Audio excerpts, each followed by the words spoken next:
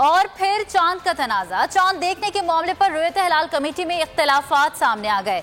ऐलान से पहले मौलाना अब्दुल खबीर के साथ बैठे सीनियर रुकन मुफ्ती यासीन जफर की गुफ्तगू सामने आ गई। वो किसी पर फोन से बात कर रहे हैं, बता रहे हैं कि हमने कहा था ऐलान कर दो, चांद नजर नहीं आया, मगर उन्हें यकजहती और वहदत का दौरा पड़ा हुआ है। आने वाली शहादतों की कोई हकीकत तक नहीं थी। फोन पर कमेटी अरकान को कमजोर लोग करार दिया।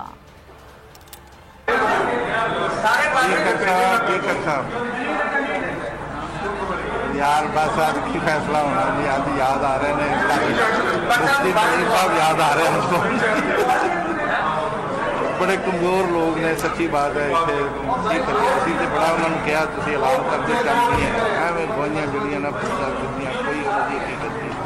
लेकिन वो जड़ा ना दौरा पिया किश्ती का वहदत का, तो वजह से देखो 11 बजे से 11:15 11:30 बस वो, हालांकि बड़ा क्लीयर सिगा भी नहीं है, सारे पिटन है, लेकिन हल्ला ही नहीं वो बस वो इस गल से अड़िया नहीं जी। बहुत अफसोस, बड़ा एहतजाज किया है। सही गल है, सही गल। पहले बड़ा अच्छा से आज बड़ा याद सारे कर रहे हैं, सारे याद कर रहे हैं। पहली कमेटी को याद कर रहे हैं तो मुफ्ती साहब ने उन्होंने बड़ी जरूरत सी, बड़ा क्लीयर गल कर देंगे, परवाह नहीं करनी। और फिर चांद का तनाजा। चांद देखने के मामले पर रुयत हिलाल कमेटी में इख्तिलाफात सामने आ गए। ऐलान से पहले मौलाना अब्दुल खबीर के साथ बैठे सीनियर रुकन मुफ्ती यासीन जफर की गुफ्तगू सामने आ गई। वो किसी पर फोन से बात कर रहे हैं, बता रहे हैं कि हमने कहा था ऐलान कर दो, चांद नजर नहीं आया, मगर उन्हें यकजहती और वहदत का दौरा पड़ा हुआ है। आने वाली शहादतों की कोई हकीकत तक नहीं थी। फोन पर कमेटी अरकान को कमजोर लोग करार दिया।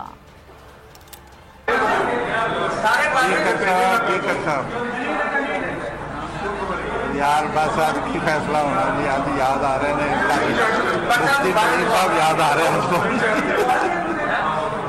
बड़े कमजोर लोग ने, सच्ची बात है। इतने से बड़ा उन्होंने कहा तुम ऐलान करते चलती हैं एवं गोइयां जड़ियां ना पूछा करदियां, कोई उन्होंने हकीकत नहीं।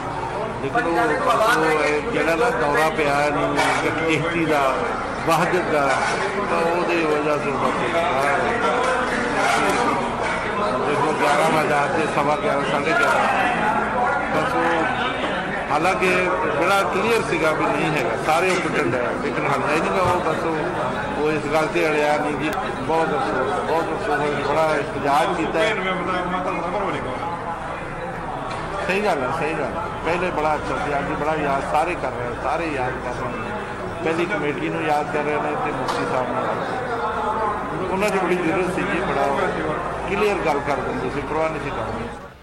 और फिर चांद का तनाजा। चांद देखने के मामले पर रुयत हिलाल कमेटी में इख्तिलाफात सामने आ गए। ऐलान से पहले मौलाना अब्दुल खबीर के साथ बैठे सीनियर रुकन मुफ्ती यासीन जफर की गुफ्तगू सामने आ गई। वो किसी पर फोन से बात कर रहे हैं, बता रहे हैं कि हमने कहा था ऐलान कर दो, चांद नजर नहीं आया, मगर उन्हें यकजहती और वहदत का दौरा पड़ा हुआ है। आने वाली शहादतों की कोई हकीकत तक नहीं थी। फोन पर कमेटी अरकान को कमजोर लोग करार दिया।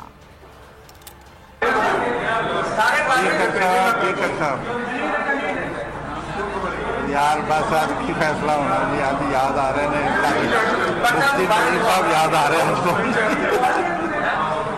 बड़े कमजोर लोग ने, सच्ची बात है। इतने से बड़ा उन्होंने कहा तुम ऐलान करते चलती हैं एवं गोइयां जड़ियां ना पूछा करदियां, कोई उन्होंने हकीकत नहीं। लेकिन वो जड़ा ना दौरा पिया किश्ती का वहदत का, तो वजह से देखो 11 बजे से 11:15 11:30 बस वो, हालांकि बड़ा क्लीयर सिगा भी नहीं है, सारे पिटन है, लेकिन हल्ला ही नहीं वो बस वो इस गल से अड़िया नहीं जी। बहुत अफसोस, बड़ा एहतजाज किया है। सही गल है, सही गल। पहले बड़ा अच्छा से आज बड़ा याद सारे कर रहे हैं, सारे याद कर रहे हैं। पहली कमेटी को याद कर रहे हैं तो मुफ्ती साहब ने उन्होंने बड़ी जरूरत सी, बड़ा क्लीयर गल कर देंगे, परवाह नहीं करनी। और फिर चांद का तनाजा। चांद देखने के मामले पर रुयत हिलाल कमेटी में इख्तिलाफात सामने आ गए। ऐलान से पहले मौलाना अब्दुल खबीर के साथ बैठे सीनियर रुकन मुफ्ती यासीन जफर की गुफ्तगू सामने आ गई। वो किसी पर फोन से बात कर रहे हैं, बता रहे हैं कि हमने कहा था ऐलान कर दो, चांद नजर नहीं आया, मगर उन्हें यकजहती और वहदत का दौरा पड़ा हुआ है। आने वाली शहादतों की कोई हकीकत तक नहीं थी। फोन पर कमेटी अरकान को कमजोर लोग करार दिया।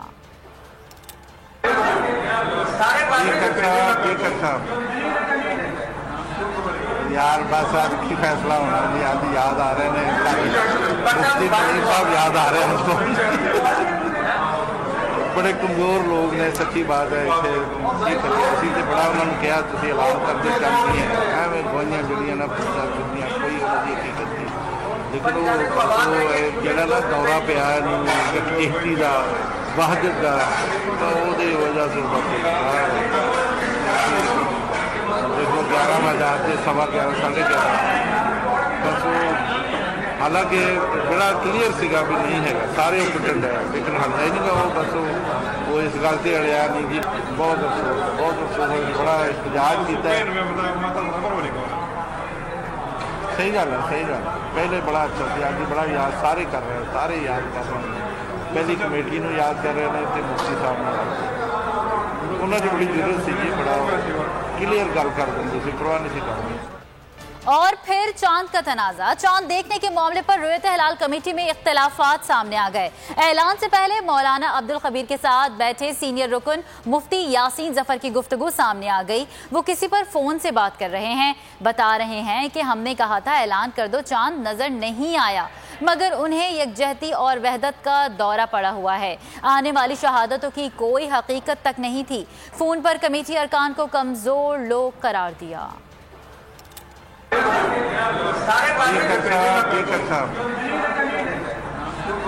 यार बस आज की फैसला होना जी, आज याद आ रहे हैं मुफ्ती साहब याद आ रहे हैं बड़े कमजोर लोग ने, सच्ची बात है। इतने तो बड़ा उन्होंने कहा तुम ऐलान करते चल नहीं है एवं गवाइयां जड़ियां ना पुछा चुकी कोई उन्होंने हकीकत नहीं, लेकिन वो जरा ना दौरा पिया यकजहती का वहदत का, तो वो वजह से देखो 11 बजे 11:15 11:30 बस हालांकि बड़ा क्लीयर सीगा भी नहीं है, सारे पिटन है, लेकिन हल्ला ही नहीं वो बस वो इस गल से अड़िया नहीं जी। बहुत अफसोस बड़ा एहतजाज किया। सही गल है, सही गल। पहले बड़ा अच्छा था, अभी बड़ा याद सारे कर रहे हैं, सारे याद कर रहे हैं। पहली कमेटी को याद कर रहे हैं तो मुफ्ती साहब उन्होंने बड़ी जरूरत सी जी, बड़ा क्लीयर गल कर देंगे, परवाह नहीं करनी।